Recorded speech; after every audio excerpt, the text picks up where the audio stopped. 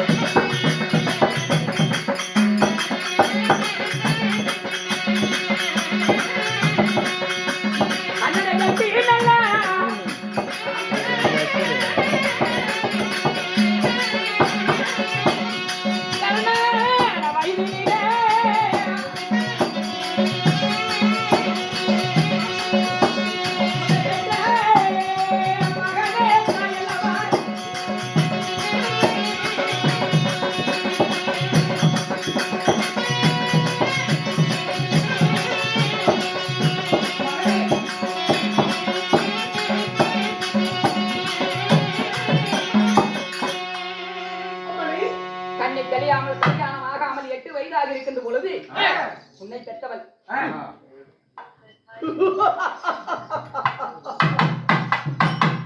காத்திய நம்பலாம், பெரு காத்திய நம்பலாம், கொல்லை பிடி சிங்கத்தை நம்பலாம், கடிக்கும் பிடி சிங்கத்தை நம்பலாம், சில கட்டி மாதரை நம்பாதே என்று பெரியவர்கள் சொன்ன மொழி பலமொழி வீணாய பையாது.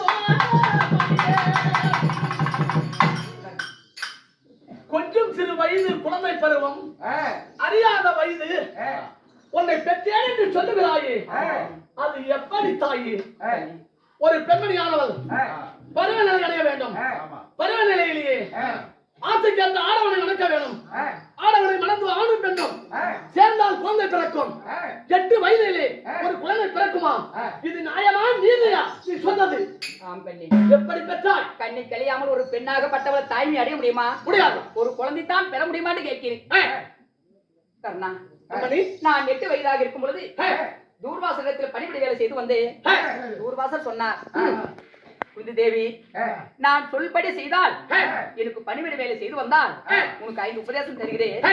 அதை வைத்து எதை நினைத்தால் அது உட்பலமாகும் என்று சொன்னார்.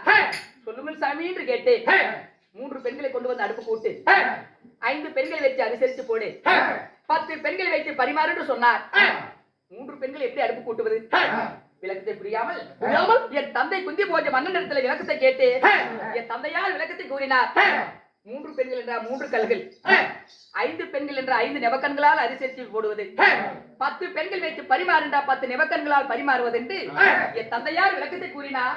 அதைப்படி செய்து 5 உபதேசம் பெற்று ஒரு நாள் வேலை இந்த தூர்வாசம் கொடுத்தார்.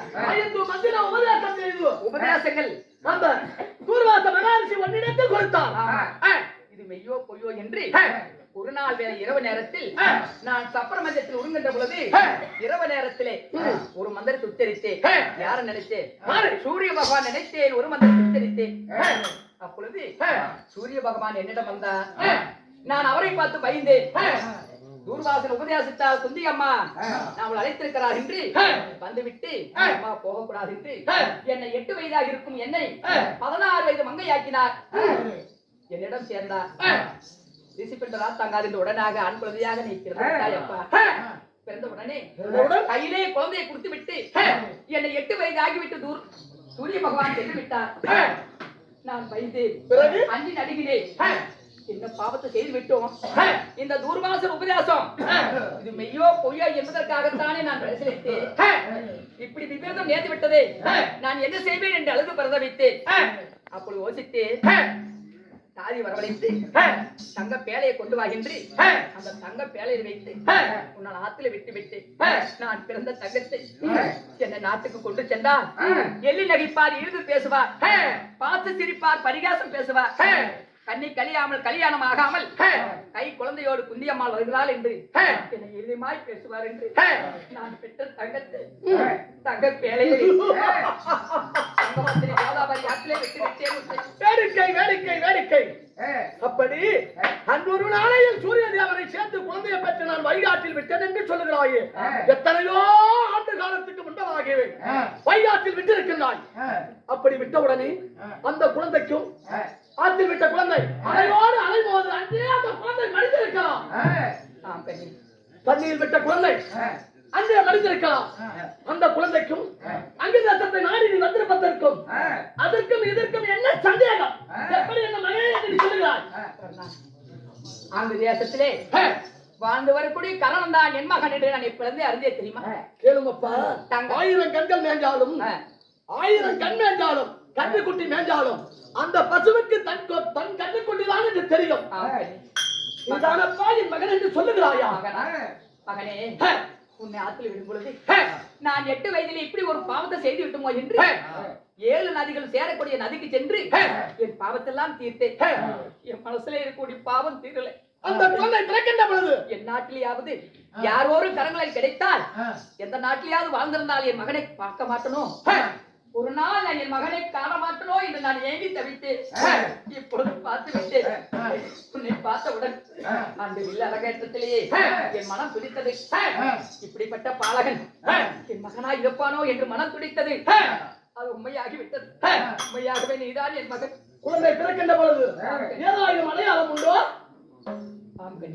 எப்படி கர்ணா, நான் 8 வயதாக இருந்தாலும் ஒரு குழந்தை பிறந்தால் அந்த தாயாகப்பட்டவள் எத்தனைதான் வழிகள் கஷ்டத்தில் இருந்தால் கூட குழந்தை பிறந்த உடனே ஆண் குழந்தையா பெண் குழந்தையா அழகா பிறந்திருக்கதா ஊனமாக பிறந்திருக்கிறதா என்று அவளோடு அந்த பெண் பாப்பா. அதை போலத்தான் நானும் பார்த்தேன். நீ என்ன அடையாளத்தோடு பிறந்திருக்கிறாய் தெரியுமா? எப்படி? காதிலே கவசமும் காதிலே குண்டலத்தோடு நீ பிறந்தவன் அப்பா. குழந்தை பிறந்த உடனே அழகா பிறந்திருக்கிறது என்று சொல்லி காதிலே குண்டலத்தை போட்டு அழகு பார்த்தாயா? மார்பிலே கவசத்தை போட்டு அழகு பார்த்தாயா? அழகு பார்க்கவில்லை. உதரத்தோடு ஒட்டி பிறந்தவனா கண்ணா? மார்பிலே நீ பிறக்கின்ற பொழுது உடன் பிறந்தது. மார்பிலே கவசம், காதிலே குண்டலத்தோடு உதரத்தோடு ஒட்டி பிறந்தது என்று சொல்கிறாய். அப்படி பிறந்த குழந்தை இதுவே நீ பிறந்த அடையாளமாகும். தங்குவதற்கு பேலப்பட்டி செய்து அந்த பேலப்பட்டியில் ஆற்றில் விடுகின்ற பொழுது ஏதாவது வைத்து விட்டது உண்டோ? என்ன வைத்தாய்? ஒருவருக்கும் தெரியாமல் என் பிள்ளையை ஆற்றில் விடுகிறேன். அனாதியாக போகிறான் என் மகன் என்று நான் அணிந்திருக்கின்ற மாடிய முளம்போட்டுகளை சீலையே என் மகனோடு உடம்புல போத்து விட்டேன். என் வாயால் உனக்கு வசிசேனா என்று பெயர் வைத்து அனுப்பினேன். அப்படி பேர் வைத்து வைத்தாய் அல்லவா? அந்த ஆடையின் பெயரை சொல்ல முடியுமா? நாகாத்திரப்பட்டப்பா. யோசிப்போம் என்று சொல்லி சில நிமிடம் யோசித்து பார்த்து அந்த பட்டுக்கு நாகேந்திர பட்டு, ஆமா நாகாசுர பட்டு என்று சொல்லுகிறார். அந்த பட்டினுடைய மகிமையை சொல்லுகிறேன். யானை மீதில் ஏறி நான் பவனி வந்தேன். ஆனா பவனி வந்த உடனே மகனே கர்ணா என்று கோடான கோடி வருவார்கள். உங்களை பெற்ற தாய் தானா? பாருங்கள் அம்மா, அன்னையே என்று அழைப்பேன். கிட்ட வந்த உடனே நான் தானப்பா உன் தாய் என்று சொல்வார்கள். சொன்ன உடனே என்ன பெற்ற தாயானா இந்த நாகூர் பட்டை நீங்கள் என்று சொல்லு. அது என்னால் இல்லாது, என்னால் ஆகாதப்பா, ஆகாது அப்படி என்று சொல்லிவிட்டு போய்விடுவார்கள். அதனால் என்ன பெற்றது உண்மையான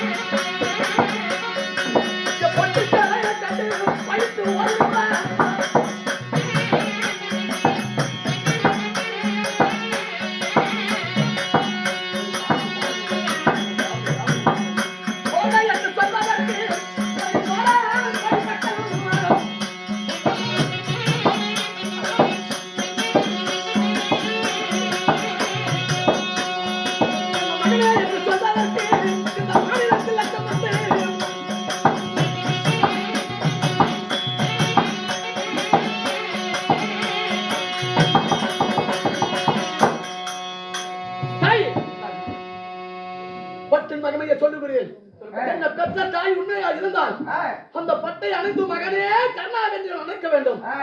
மற்றொரு தாயானா பட்டு எரிந்து திருநீராக போய்விடுவாய் அப்பா தாயே. என்றிருந்தாலும் என்னை பெற்ற தாயாகப்பட்டவள் என்ன தேடி வருவார். அப்பொழுதுதான் என் தாய் இவள்தான் என்று நான் அடையாளம் தெரிவதற்கு என்னிடத்தில் இருப்பது பட்டு மட்டும்தான். என் தாய் ஞாபகம் வந்தால் தங்க பேழை திறப்பது, பட்டு எடுத்து பார்ப்பது, பேழையில் வைத்து விடுவேன். எத்தனையோ தாய்மார்கள்லாம் வந்து மகனே கருணா என்று பாசமுடன் உன்னை பெற்ற தாய் நான் தாடான்னு வந்தார். அந்த பட்டை எடுத்து உடுத்துவார் என்று சொல்ல அது தொட்ட உடனே பத்தி எரிந்து விட்டார்கள். அப்படிப்பட்ட நீ உன் பிள்ளைகள் ஐவரோடு நான் சமர்காலம் செய்கிறேன் என்று தெரிந்து மகனே என்று பாசமாக வருகிறார். அப்பத்தான் பிள்ளைகளோட சண்டைக்கு போக மாட்டான் கர்ணன் என்று என்னிடம் பாசமாக வருகிறாயம்மா. வேண்டாம், அந்த பட்டினை எடுத்து வந்தாயனா பத்தி எரிந்து விடுவாய்னு சொல்கிறார். கர்ணா, அந்த பட்டை உடுத்து வருகிறேன். அப்பொழுதாவது என் அம்மா என்று அழைப்பாய். சில நிமிடம் ஒரு வினாடி இருப்பாய். இதோ என் அரண்மனைக்கு சென்று நாகூர் பட்டை எடுத்து வருகிறேன். பொருங்கள்.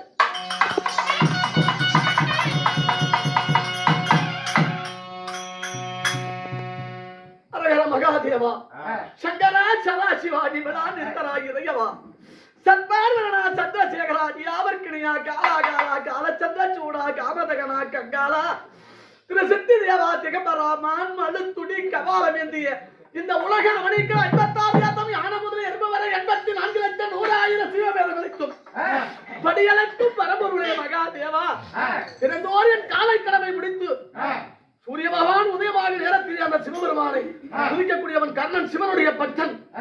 பெண் பிழைக்க மண்ணெல்லாம் தவமறியும், பெண் என்றால் பேயும் மனமிறங்கும் என்று சொல்வார்கள். பட்டை குடுவாயப்பா, பெற்ற தாய் நான் தான் என்று அனவாதத்துக்கு பிடிவாதமாக பிடிக்கின்றாய். என்னை பெற்ற தாயா இருந்தால் உயிரோடு இருக்க வேண்டும். என் தான தர்மத்துக்கு எந்த ஒரு பங்கமும் நேரக்கூடாது. மற்றொரு தாயானா பத்து எரிந்து திருநீராக போக வேண்டும். அப்பா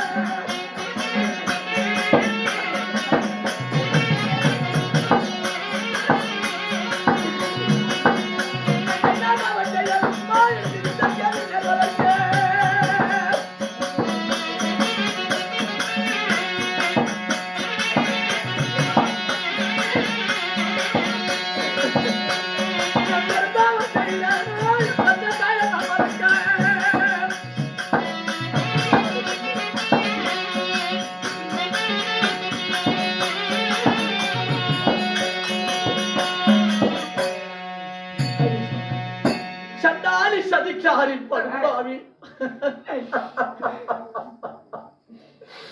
பிள்ளையை பெற்று என்னம்மா உனக்கு மனதிருந்தது ஓடு தண்ணி வைகாத்து விட்டாய் அப்பா இப்படி எல்லாம் பேசுகிறேன்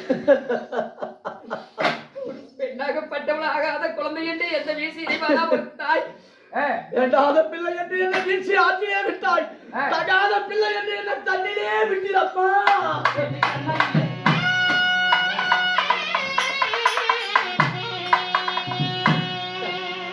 ஐயோ ஒரு பிள்ளை பெற்றவர் இந்த உலகத்தில் வாழ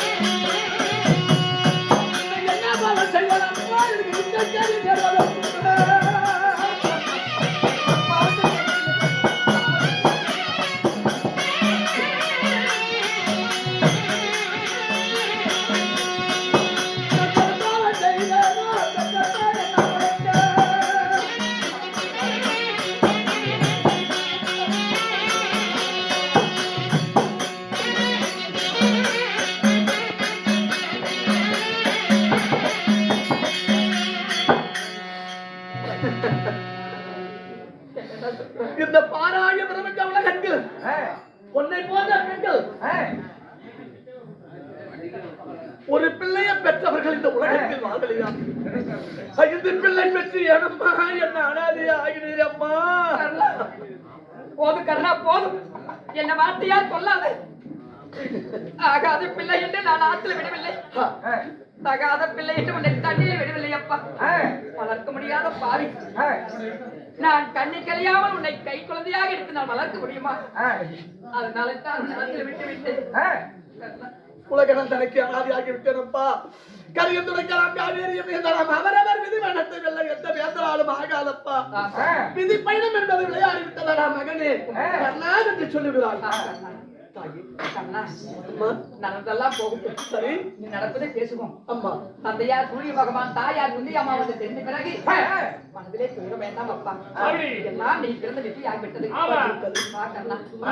அங்கு தேசம் வேண்டாம் ஐவரோட வந்து விடு யார் என் தம்பி ஐவர்கள் எனது தம்பியா தம்பி மாதிரி அல்லவா என்ன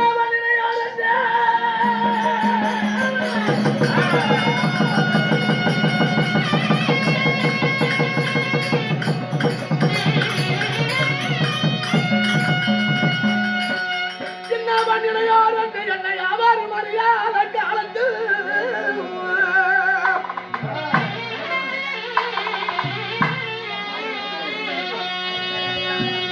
மன்னபத்திரனாட்டின் மகனே என்னை வளர்த்த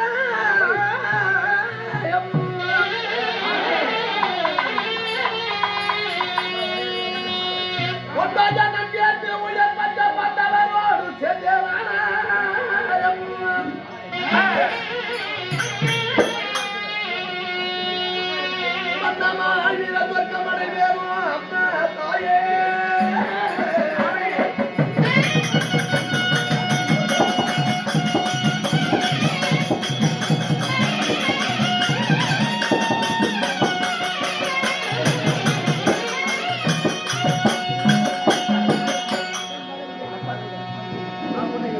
எனக்கு தம்பி துரியனுக்கு ஒரு அண்ணன் துரியனுக்கு அடிமை பெற்றவர்கள் பாண்டவர்கள் பகடையாடி பாண்டவர்கள் தோல்வி பெற்று 15 ஆண்டு வனவாசம் கண்டார் ஓராண்டு அஜ்ஞாதவாசம் பிளானபுரத்திலே பிளான மன்னனுக்கு அடிமையாக இருந்தார்கள் யார் யார் என் தம்பி நாடு இல்லாதவனுக்கு நாட்டை கொடுத்தான் மகனத்தை தரித்தான் பட்டத்தை கொடுத்தான் எந்த பித்தனோடு சேர்ந்தேனோனா அந்த பித்தனோடு நானே இருக்க வேண்டும் ஐவர்களோடு சேர்ந்து ஆராய் வாழ்வோம் ஆர்வம் வாழ்ந்து நினைக்கின்றாய் ஒருபோதும் வருவதில்லை அம்மா தாய் சமர்காலம் செல்லும் வரையில் இதுவரைக்கும் கர்ணன் நம்மளோட இருந்தா சமரத்துக்கு சண்டைக்கு போ கர்ணா என்று அனுப்பி வைத்து தாயை பார்த்தால் தமைமார்கள் என்று அறிந்தார். தாயுடைய பாசத்தால் தமைமாருடைய பாசத்தினால் போய்விட்டான் அவரோடு அப்படின்னு என்ன இழிமாய் பேசுவார். அம்மா பேசுவார். இவனெல்லாம் ஒரு நாட்டு மன்னனா இந்த இழிவு பேசுவார். செஞ்சோட்டு கலந்து சேவை செய்வேன் நான் பிறந்தவன். நான் சமரகலாம் செய்கிறேன் தாயே. எத்தனை நாட்களாக தாய் தந்தை தெரியாமல் வந்து விட்டு என் தாய் தந்தை அறிந்து விட்டு அதுவே எனக்கு பெருமையாகும். பெருமை போய் வருகிறேன் தாய் என்று சொல்கிறாய். நான் செய்த தரம் பலம் போகவில்லையா?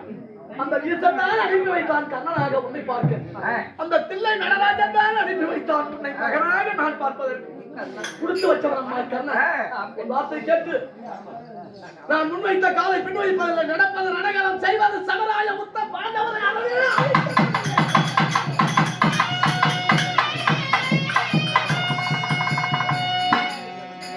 போகத்தான் வேண்டும். நிச்சயம். அது போவதற்கு முன்பதாக எனக்கு சத்தியம் செய்வாயா? இரண்டு சத்தியம் செய்வாய். ஐவர்களிலே உனக்கு யாரப்பா கடூரமான பகை என்று கேட்கின்றாய்? அம்மா, தர்மத்தை கைப்பிடித்தானே அந்த தர்மன், உனது மகன் தர்மன், அவனுக்கு பகை இல்லை. அப்பாவி மக்களுக்கு தாயம் என்று சொல்லக்கூடிய திண்டால் அடித்துக் கொள்கிறானே அவன் உனது மகன் பீமன், அவனும் எனக்கு எதிரி இல்லை. நகுலன் சகாதி அவன் அறியாத பாலர்கள், அவரும் எனக்கு எதிரி அல்ல.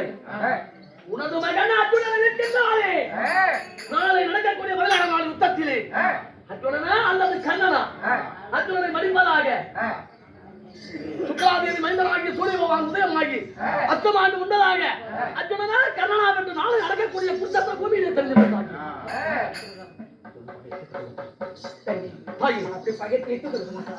என்ன சொல்கிறாய்? அர்ஜுனன் பகையை தீர்த்துக் கொள்ளப்பா அப்படி என்று சொல்லுகிறாய். ஆம் கண்ணே, அப்படியான அர்ஜுனன் தான் உனக்கு பகை என்று சொன்னாயே, அந்த பகையை தீர்த்துக் கொள்வாய். அதுக்கு முன்பதாக எனக்கு 2 சத்தியம் செய்யணும். அர்ஜுனனை தவிர நான் வரையும் கொல்லவில்லை என்று ஒரு சத்தியம் செய்ய வேண்டுமா? மேல ஆகாசம், கீழே பூமாதேவி, தாய் மேல ஆணைய சத்தியம். அர்ஜுனனை தவிர நான் வரையும் கொல்லவில்லை.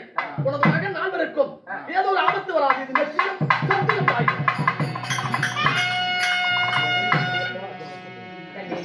அப்படின்னா எப்படியப்பா அர்ஜுனனை மடிப்பாய்?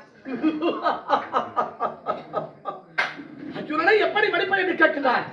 ஒரு இலை, ஒரு கணை, ஒரே நாகாசுரம் என்று சொல்லக்கூடிய அசுசேனா என்று சொல்லக்கூடிய நாகக்கணையால் ஒரே பானத்தில் மடித்து விடுவேன். ஏற்படுத்தி விடுவேன். அப்படி என்றால் அந்த நாகாஸ்திர கணை எடுத்து நீ ஒரு கணைக்கு மேல் நான் மறுகடை தொடுக்க மாட்டேன் தாயே என்று எனக்கு 2வது சத்தியம் செய்யணும். தாயே